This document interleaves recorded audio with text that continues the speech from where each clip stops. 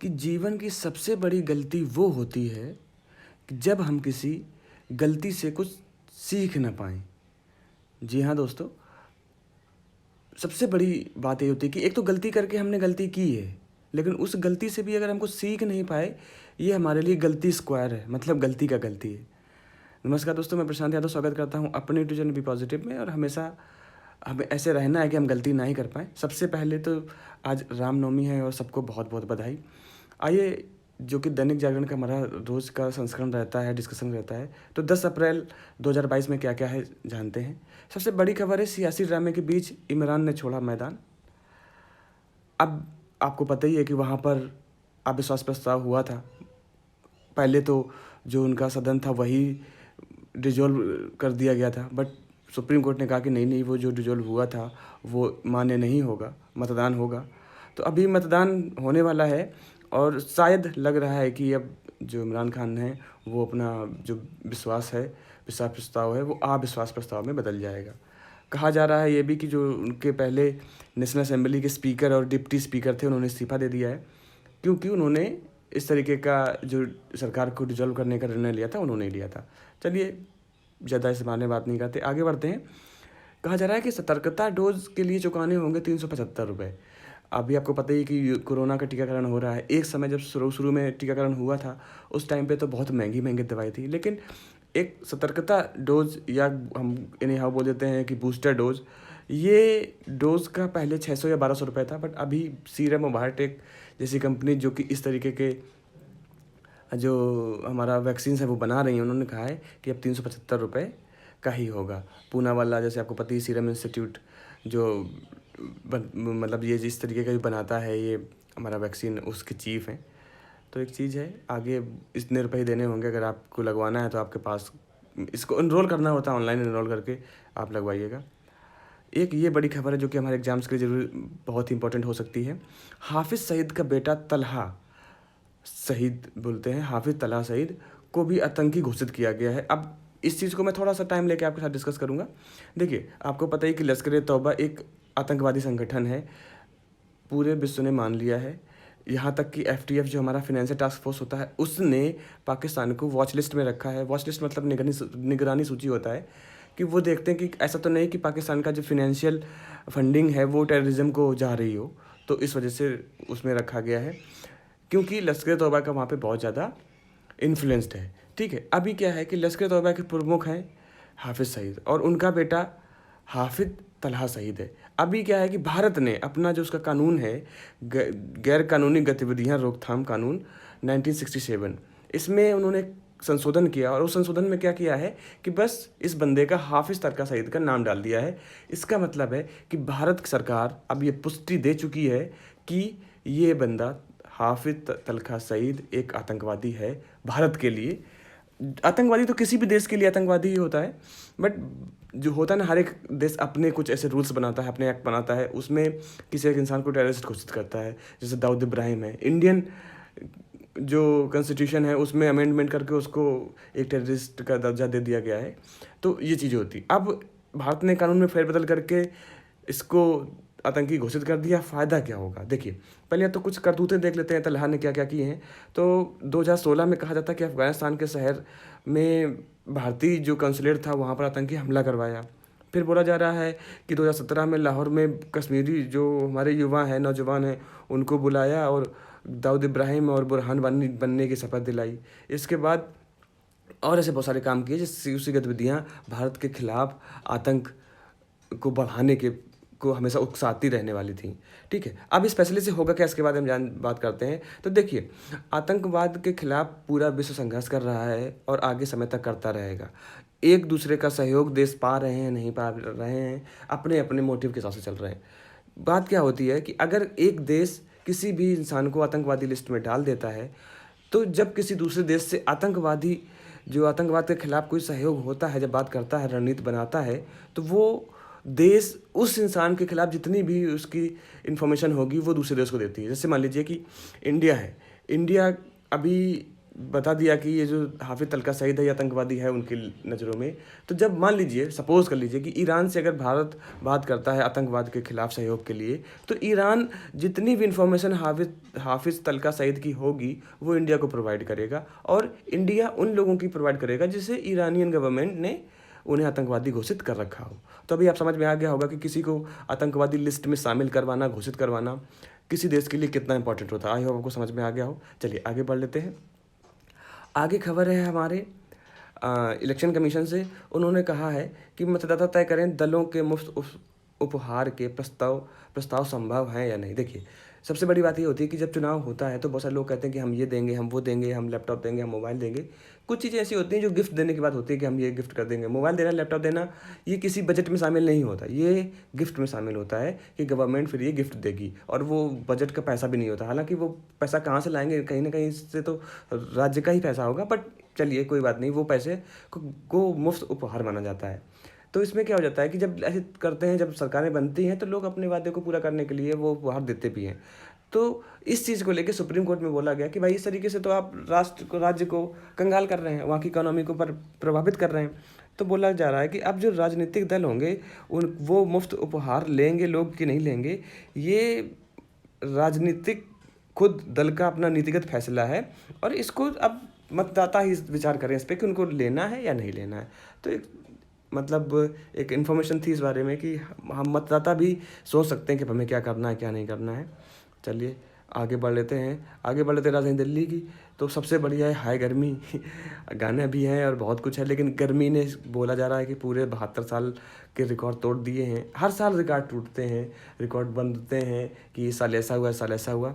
धीरे धीरे क्या हो रहा है ना कि हमारा जो इन्वायरमेंट है वो बहुत ज़्यादा ही गर्म होता जा रहा है due to so many regions.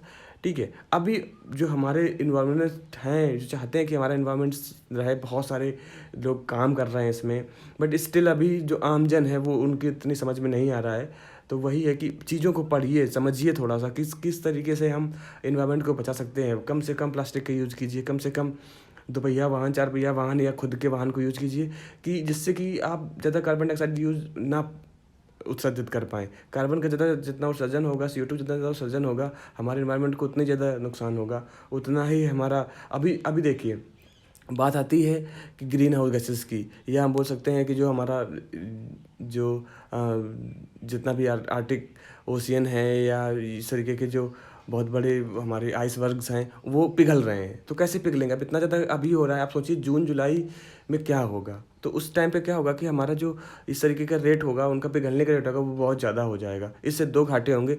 एक तो इन्वायरमेंट तो प्रभावित होगा ही होगा। जब वो पिघलेंगे तो हमारे लैंड पानी बढ़ेगा तो क्या होगा, लैंड के ऊपर ही तो बढ़ेगा, तो देश और छोटे हो चले जाएंगे। एक तो पॉपुलेशन बहुत बढ़ रही है।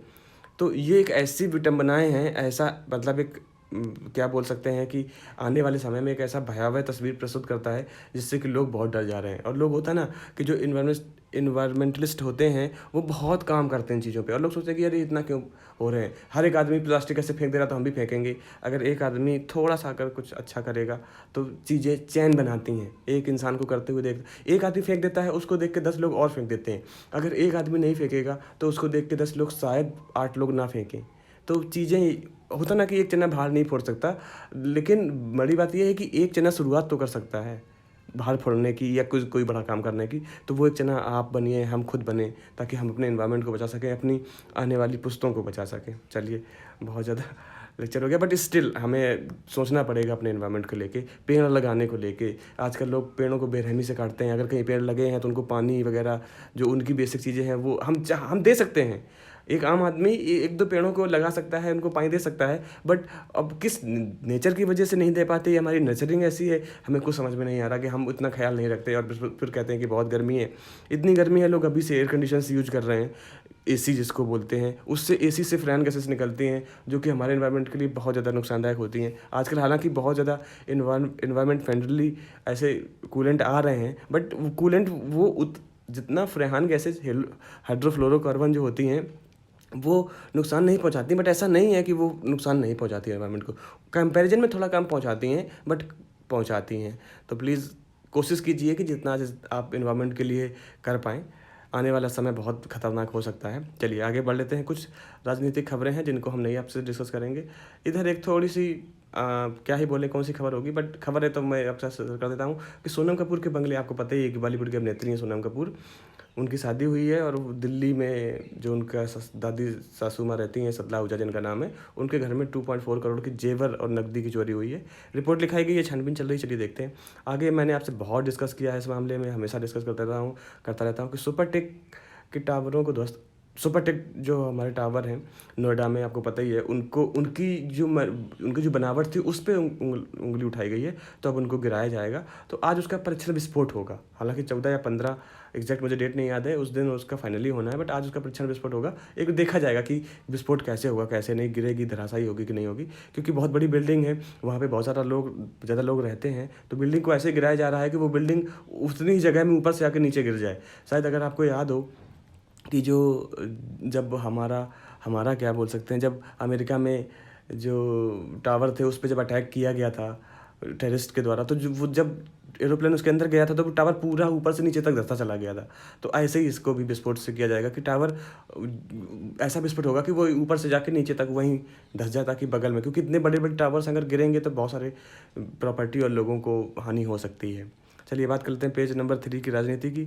तो दिल्ली में एक प्रधानमंत्री संग्रहालय बन रहा है। 14 तारीख को हमारे प्रधानमंत्री मोदी जी उसका उद्घाटन करेंगे।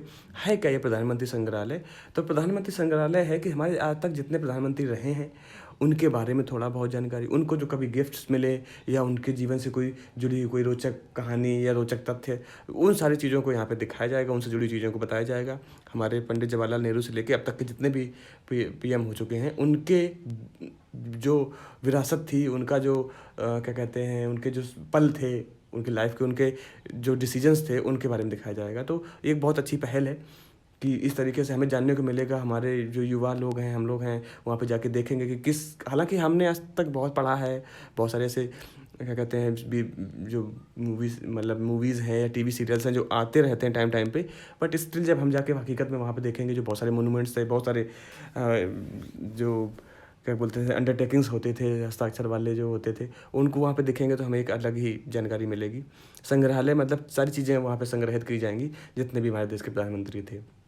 बात कर लेते हैं यहाँ पर कि फिलीपींस की सेना को ब्रह्मोस चलाने का प्रशिक्षण देगा भारत। तो फिलीपींस की सेना ने ब्रह्मोस मिसाइल जो भारत और रसिया मिलकर बनाती है उसको लिया है, तो अब भारतीय सेना उनको प्रशिक्षण देगी कैसे चलाना है।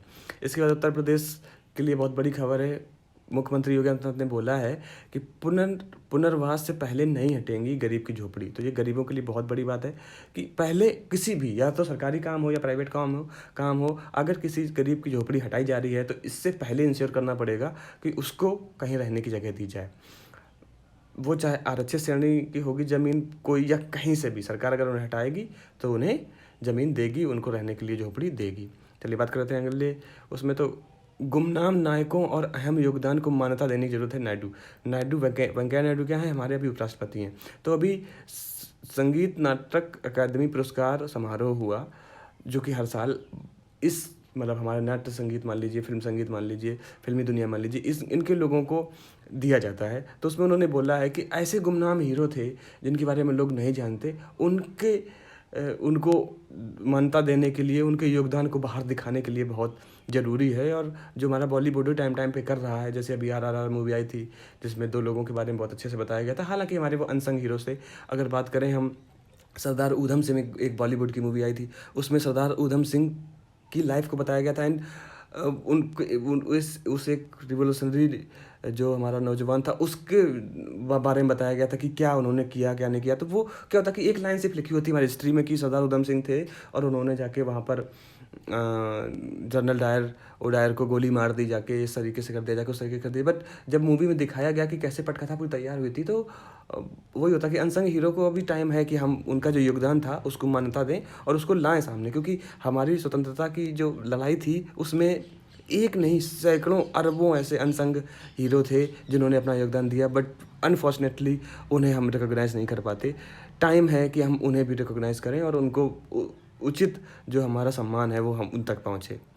चलिए बात कर लेते हैं आगे खबरों की। तो आपसे कई बार डिस्कस किया है कि दक्षिण अफ्रीका अब जाएगा विशेषज्ञ दल इंडिया चाहता है कि कुछ चीता जो हैं वो भारत में आके रहें, भारत में निवास करें। तो 2 देशों से बात की थी, एक था नामीबिया और दूसरा था दक्षिण अफ्रीका। नामीबिया से एनी हाउ नहीं बन पाया। अभी दक्षिण अफ्रीका जाएगी विशेषज्ञ की टीम कौन होती है? तो राष्ट्रीय बाघ संरक्षण प्राधिकरण, मतलब नेशनल टाइगर कंजर्वेशन जो हमारा एसोसिएशन है, वो एक ऐसी टीम को भेजेगा जो कि भारत की वायु जो क्या कहते हैं, मतलब अपना जो यहाँ का वायुमंडल है और वहाँ के वायुमंडल को देखेगा कि कितनी सिमिलैरिटीज़ हैं, क्या वहाँ के ये जीव यहाँ पे कॉप अप कर पाएंगे नहीं, और फिर वहाँ से लाने की भारत में कवायद होगी। चलिए, आज काफ़ी टाइम लग रहा है, ये कुछ क्या सारी की सारी राजनीतिक खबरें हैं। तो अगर आपको पढ़ने का शौक़ है तो आप प्लीज़ टेलीग्राम में चले जाके, मैंने डिस्क्रिप्शन में लिंक दे दिया है, वहाँ से आप PDF डाउनलोड कर लीजिए। एंड अगर आप नहीं चाहते तो हमें अगर पढ़ाई की बातें करनी है तो ठीक है। इसके बाद जो है, यूक्रेन में मिला है ओमिक्रॉन का नया सब वेरिएंट कौन सा है? कोरोना ओमिक्रॉन XE करके है, ठीक है। तो हालांकि बोला जा रहा है कि हम अगर बूस्टर डोज लगवा चुके हैं या वैक्सीनेटेड हैं तो कुछ ओमिक्रॉन ज़्यादा, इसका जो सब वेरिएंट है वो ज़्यादा काम नहीं करेगा। बोला जा रहा है कि ये बहुत तीव्र गति से फैलता है, ओमिक्रॉन से भी ज़्यादा गति से फास्ट स्प्रेडिंग है इसकी। लेकिन वही है कि फास्ट स्प्रेडिंग होने से क्या होता है, ओमिक्रॉन ने हमें देश या हमारे लोगों को नुकसान नहीं पहुंचाया, तो इसका वेरिएंट भी कुछ नहीं करेगा। एक्चुअली अब हम मेंटली कहीं ना कहीं स्ट्रांग हैं। चलिए बात कर लेते हैं अलग। तो संघ, जो राष्ट्रीय स्वयंसेवक संघ है, उनके जो चीफ है मोहन भागवत, उन्होंने कहा है कि संघ जो नई शिक्षा नीति है उसको जल्दी जल्दी पूरे देश में लागू किया जाए, क्योंकि उससे बहुत ज़्यादा परिवर्तनशील है वो, और आएगी तो शिक्षा की उन्नति होगी, शिक्षा की पद्धति में बहुत बड़े बदलाव आएंगे। चलिए बात कर लेते हैं पेज नंबर 6 की राष्ट्रीय फलक में। तो वही रहता है कि हमारे वीर जो सैनिक हैं वो हमेशा अपने आप को प्रूफ करते रहते हैं। तो मुठभेड़ में 2 आतंकियों को उन्होंने मार गिराया है। मुठभेड़ हुई कहाँ है? बडगांव में। बोला जा रहा है कि लश्कर ए तैयबा के वो आतंकी थे।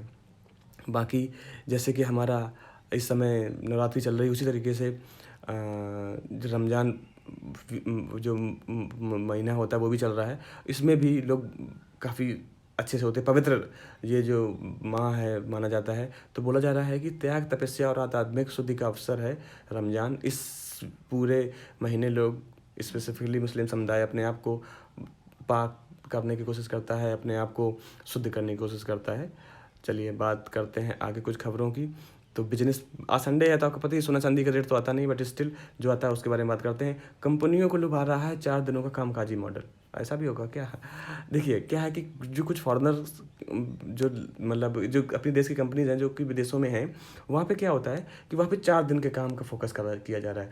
मतलब लोगों का अभी काम क्या है कि लोगों ने काम के साथ साथ जीने को भी महत्व दिया है। पहले क्या होता था कि लोग बस लगे पड़े हैं, 6 दिन काम कर रहे हैं, संडे को सिर्फ अपने कपड़े धुलने के लिए टाइम है, इसके बाद फिर से मंडे टू सैटरडे काम कर रहे हैं।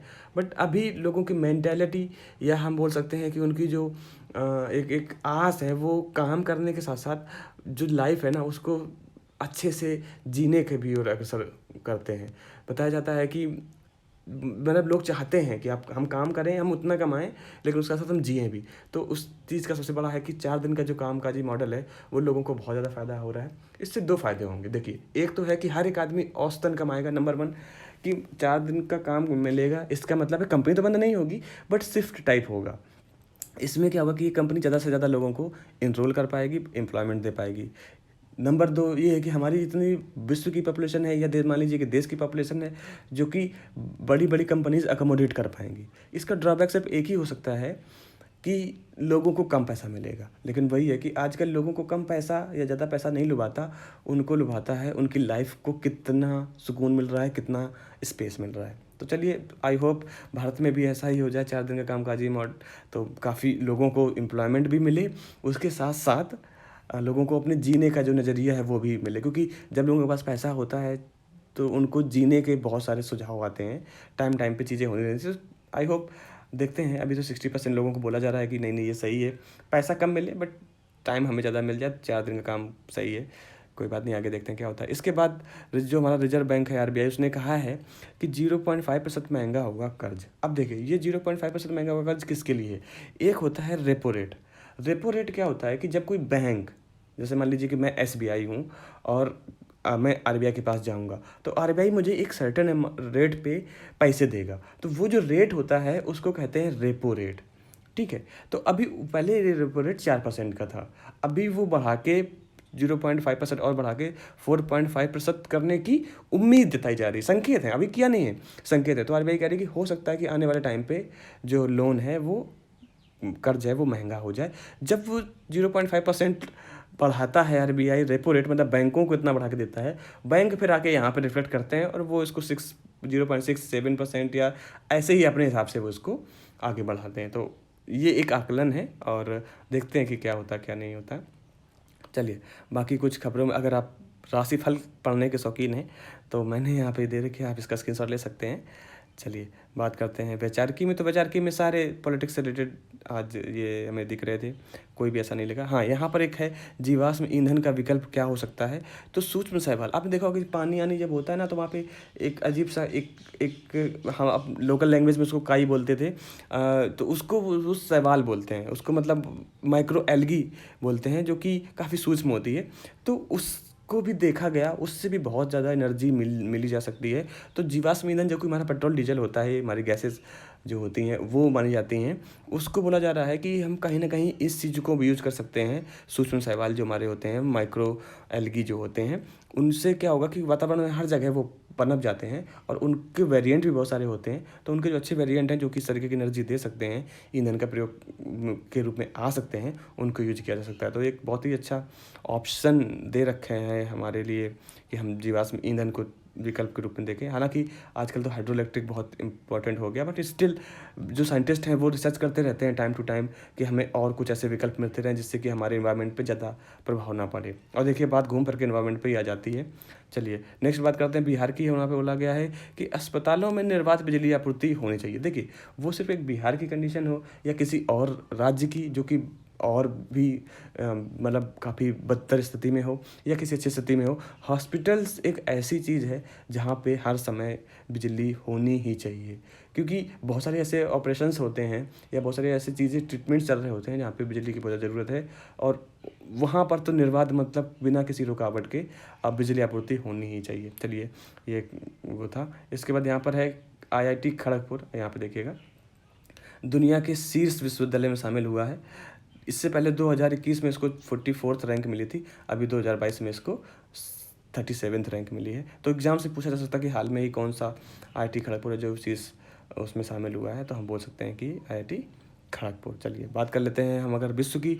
तो अमेरिका ने इमरान की रूस यात्रा से मना किया था, लेकिन इमरान साहब नहीं माने और चले गए। इससे दो चीज़ें होती हैं। सबसे बड़ी बात है कि एक स्वतंत्र राष्ट्र किसी की बात क्यों माने। उस समय तो यूक्रेन वॉर भी नहीं चल रहा था, उसके बाद ही शुरू हुआ है। हालांकि काफ़ी तलखी थी यूक्रेन रसिया के उस टाइम पे, या बोल सकते हैं कि अमेरिकन जो एलाइज हैं और रसिया का, बट स्टिल वॉर नहीं था। तो एक होता ना कि एक जो इंडिपेंडेंट प्राइम मिनिस्टर हैं, किसी देश के राष्ट्राध्यक्ष हैं, वो किसी भी देश में जा सकते हैं, इसमें ऐसा कुछ नहीं है।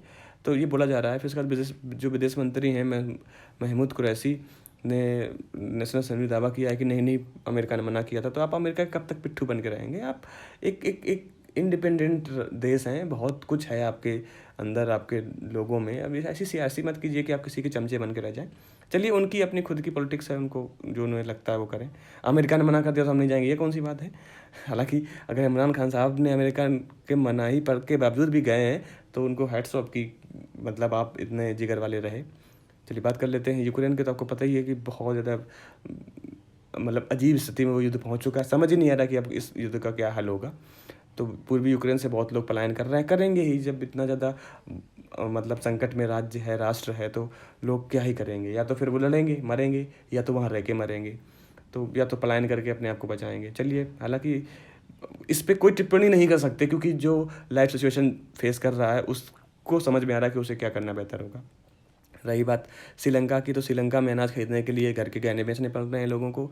आपको पता ही है कि डेप ट्रैप में भी फंसा हुआ है, हालत खस्ता है, काफ़ी कर्फ्यू वगैरह लग रहे हैं। इसके बाद वहाँ पे सोने की जो कीमत है वो 2 लाख रुपए पार हो गई है। श्रीलंका की जो मुद्रा, जैसे अपने यहाँ की रुपया है, इंडियन रुपया बोला जाता है, ऐसे श्रीलंका की जो मुद्रा है उसको श्रीलंकाई रुपया बोला जाता है, श्रीलंकाई रुपया। और वो उसकी कीमत बहुत ज़्यादा गिर चुकी है, बहुत ज़्यादा। और जो होता है ना कि दुनिया में सबसे ख़राब प्रदर्शन करने वाली मुद्राएं कौन होती हैं, उसमें भी ये शामिल हो चुकी है। तो काफ़ी मतलब नाजुक स्थिति है श्रीलंका की। हालांकि भारत जैसे देश और बहुत सारे देश टाइम टाइम पे मदद जितना बन पा रहा है कर रहे हैं।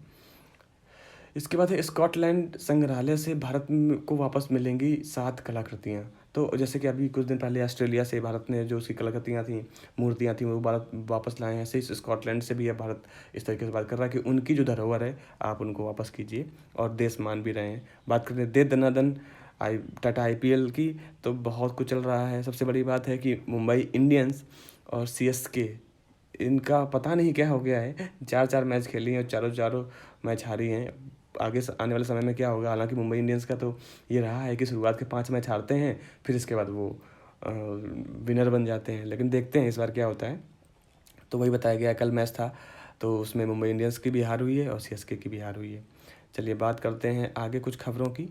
तो आगे हम बात कर लेते हैं कि आज के दिन क्या हुआ था। तो आपने टाइटैनिक का नाम सुना ही होगा। एक ऐसा क्या कहते हैं, यात्री जहाज़ था, पानी वाला जहाज़ था, जो कि बहुत ही ज़्यादा मजबूत बिल्ड क्वालिटी का बना था।